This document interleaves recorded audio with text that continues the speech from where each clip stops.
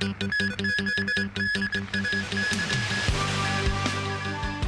magnitude 2 earthquake rocks the city with its epicenter at Mui Wah on Lantau Island. A couple appears in court in connection with the baby corpses in glass jars case. And British police arrest a man after a car crashed into the gates of Buckingham Palace.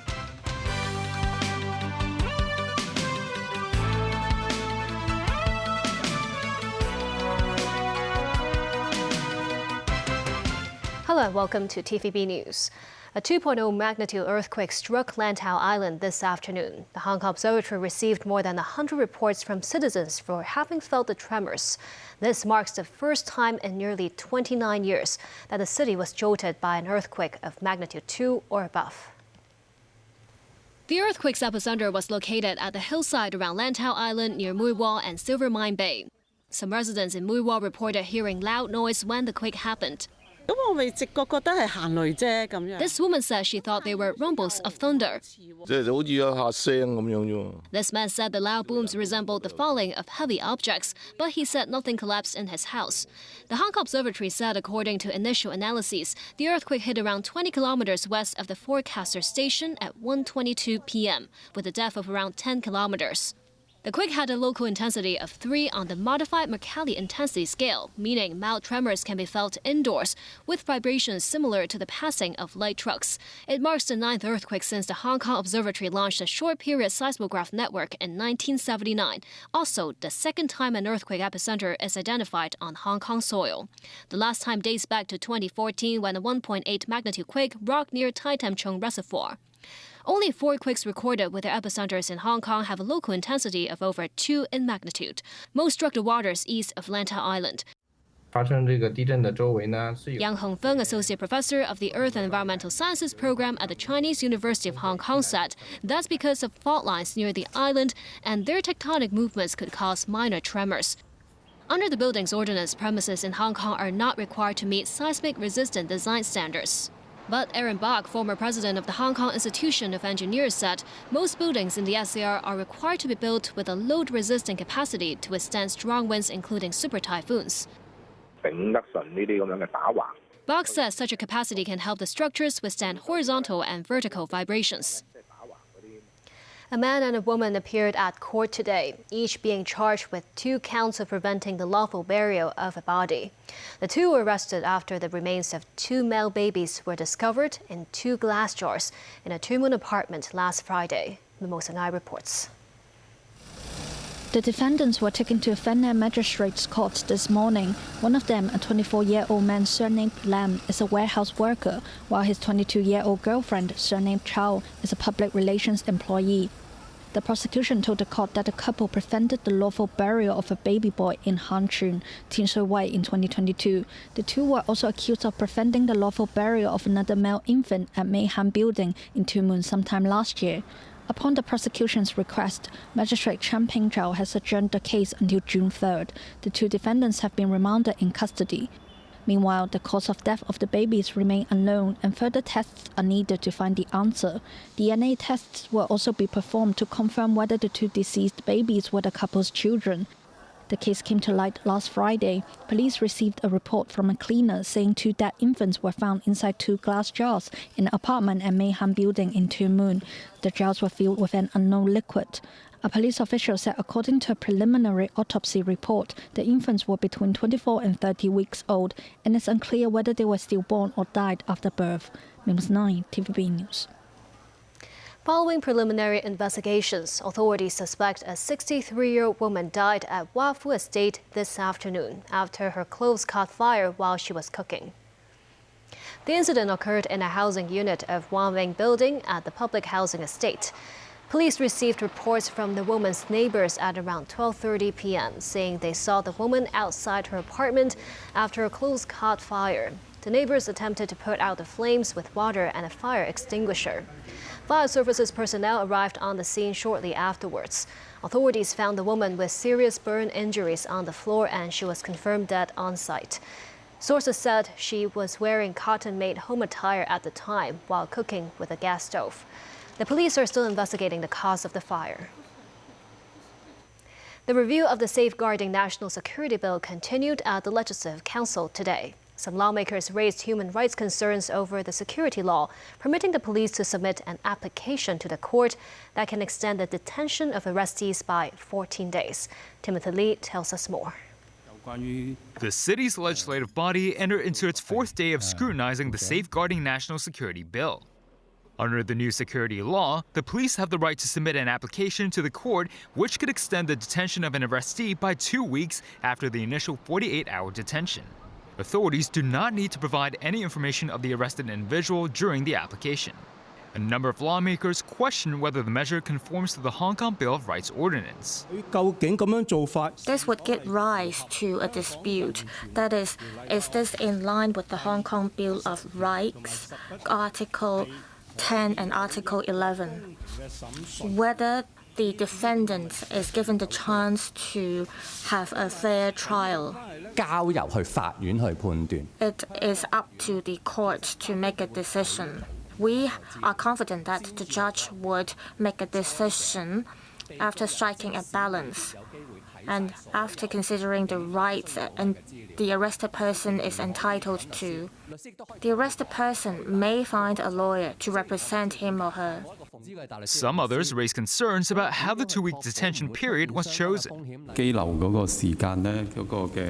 For the detention period of arrested person committing offenses endangering national security, have you made any reference to other jurisdictions? Because we are talking about 7 + 7 days of detention. In other jurisdictions, their detention period can be very long. So how do we justify the fact that the 14 days detention period is reasonable? We have made reference to the UK. Well, before a charge has been laid, the UK also imposed a 14-day detention period. We've had the national security law in place, and our experience is that we believe 14 days should be sufficient. Meanwhile, some lawmakers question why the security law dictates that authorities can only cancel the SAR passport and professional qualifications of fugitives after they have fled for at least 6 months. The government stressed the likelihood of such fugitives returning to the city after fleeing for half a year is low, but noted that it may reconsider the decision. The Legislative Council will conduct further review of the security law in 4 sessions tomorrow. Timothy Lee, TVB News. Following the conclusion of the Chinese People's Political Consultative Conference yesterday, the second session of the 14th National People's Congress, the country's legislature held its closing meeting this afternoon. Attended by President Xi Jinping and other state leaders, the meeting was led by Zhao Leji, chairman of the National People's Congress Standing Committee. The draft resolution on the government work report, which focused on China's modernization and high-quality development with the promotion of new productive forces, was approved with 2,895 votes in favor, 2 against, and 3 abstaining. Other draft resolutions, including one on the State Council Organic Law Amendment, were all passed by the legislature. British police said on Sunday a man had been arrested after a car crashed into the gates of Buckingham Palace in central London. Grainy images on social media showed a car at the front gates of the palace. British media quoted a witness as saying they had heard a loud bang. They said the incident had occurred in the early hours of Saturday morning. The force said armed officers arrested a man at the scene on suspicion of criminal damage. They added that he was taken to hospital and there were no reports of any injuries and that inquiries are ongoing to establish the circumstances. Buckingham Palace said no member of the royal family was resident at the time of the incident and repairs to the gates were underway. The Associated Press and several other news organizations have pulled from circulation the first official photo of Kate, the Princess of Wales, since she underwent abdominal surgery nearly 2 months ago. This as the image appeared to have been manipulated. While there was no suggestion the image was fake, AP pulled the photograph from circulation because it did not meet its photo standards. The photo appeared on social media channels for the Prince and Princess of Wales at 9 a.m. Along with it was a message from Kate wishing everyone a happy Mother's Day, which was celebrated on Sunday in the UK.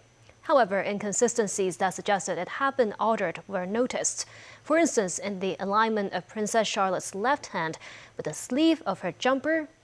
By early evening, AP and other news agencies decided to remove the image after examining it more closely. AP's editorial standards state that images must be accurate, and the news agency does not use altered or digitally manipulated images. Still ahead, Ramadan begins in the Gaza Strip with no ceasefire in sight. And Invest Hong Kong brought more than $60 billion of investment into the city last year.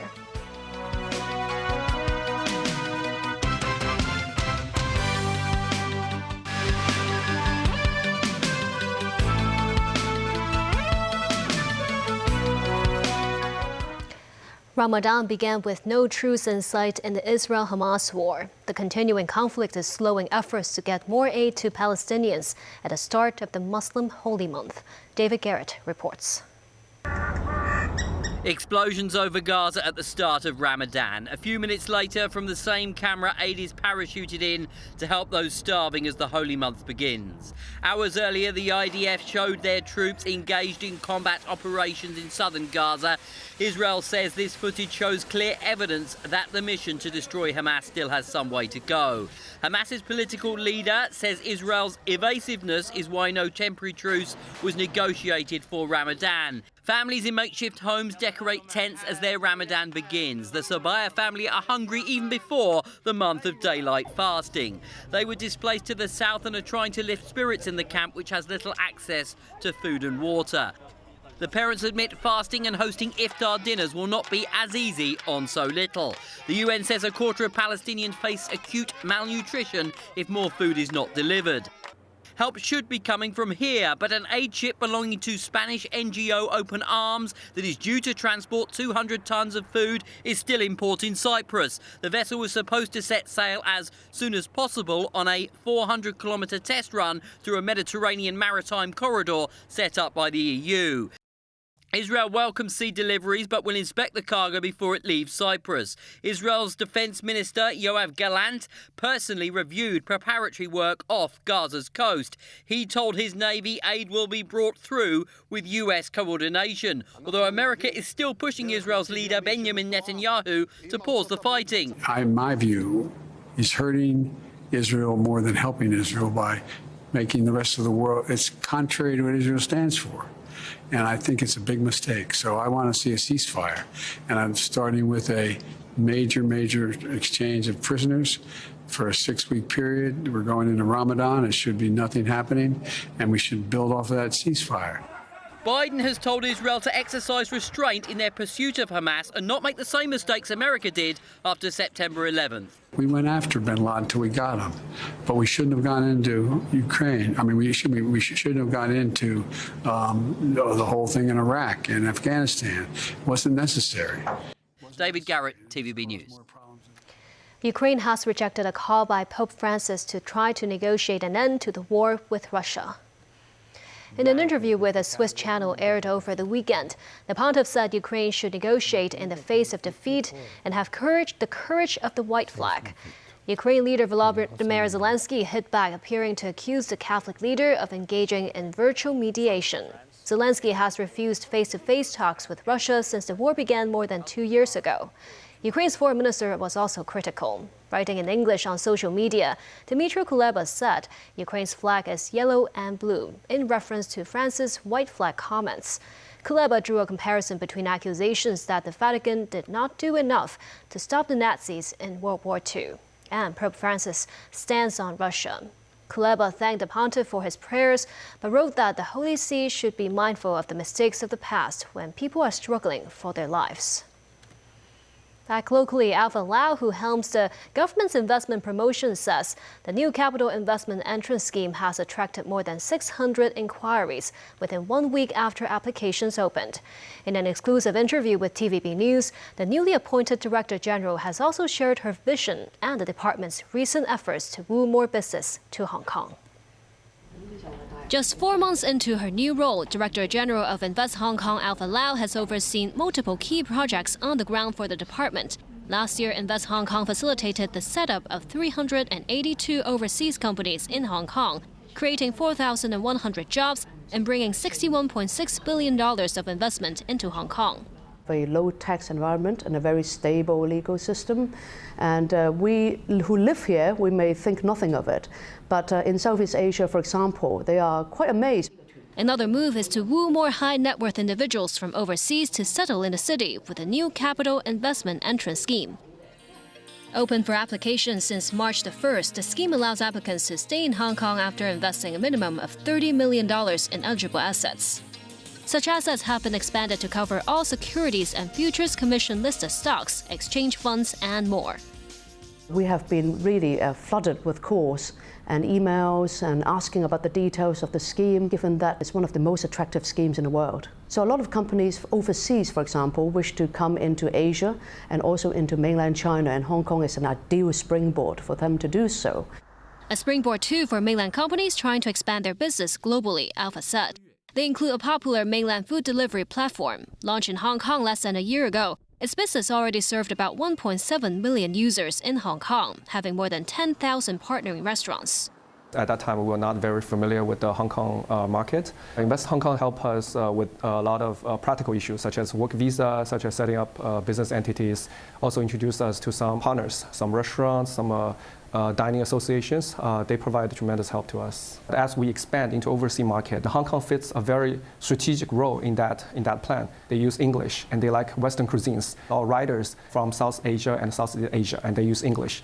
And people here also use credit card versus people in mainland use WeChat Pay and Alipay. So when we build products for Hong Kong, we also build in the products for the rest of the world.